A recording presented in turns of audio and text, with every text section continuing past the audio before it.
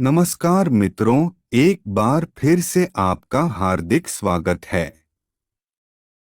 जीवन का अंतिम सत्य मृत्यु है। हमें पता है कि एक दिन सभी को यह शरीर त्याग कर जाना है। एक आत्मा ही है जो अमर है, जो एक शरीर छोड़कर दूसरा शरीर धारण करती है। लेकिन धार्मिक मान्यतानुसार इसके मध्य हमारी मृत्यु के बाद आत्मा यमलोक की ओर चली जाती है। यमलोक नगरी तक आत्मा कैसे पहुंचती है और कैसा होता है ये सफर? आइए आज हम आपके साथ मृत्यु के बाद आत्मा का सफर से जुड़ी कुछ रोचक बातें साझा करते हैं। मृत्यु के बाद व्यक्ति की आत्मा प्रेत रूप में एक दिन में 200 योजन यानी 1600 किलोमीटर चलती है। एक योजन 8 किलोमीटर का होता है। इस तरह एक वर्ष में आत्मा यमराज के नगर में पहुंचती है। वैतरणी नदी को छोड़कर यमलोक का मार्ग 86,000 योजन है। वैतरणी नदी बहुत ही भयानक है, जिसे पार कर पाना बहुत ही कठिन है। कुछ ऐसा है यमलोक का मार्ग। यममार्ग में 16 पुरियां यानी नगर हैं।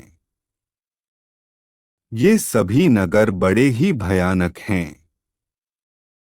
इस मार्ग में बहुत कम समय से लिए व्यक्ति की आत्मा को महीने में एक बार ठहरने का अवसर मिलता है।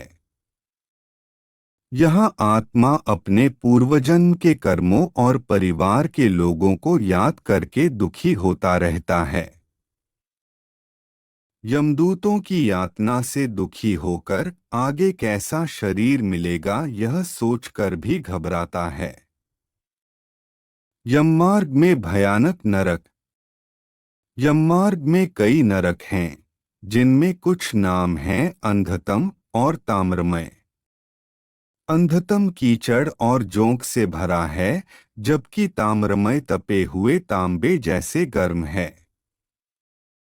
इस मार्ग से जाते हुए पाप कर्मों को करने वालों की आत्मा दुख पाती है। यमराज के भवन पर धर्मध्वज नाम का द्वारपाल पहरा देता है।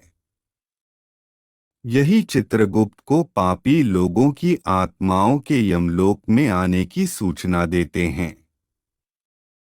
यमलोक के द्वार पर 2 भयानक कुत्ते भी पहरा देते हैं, जो पापियों को देखकर लाल आंख किए उनको झपट लेना चाहते हैं। यमराज के सभासद करते हैं कर्मों का हिसाब।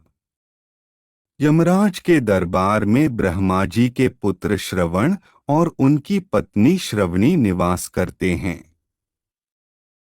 श्रवण पुरुषों के सभी कर्मों का लेखा रखते हैं। ये पुरुषों की सभी बातों को दूर से ही सुनकर उनके पाप पुण्य का लेखा जोखा रखते हैं।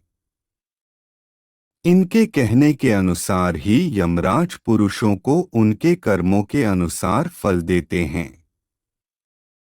श्रवण की पत्नी स्त्रियों के पाप पुण्य को यमराज से बताते हैं।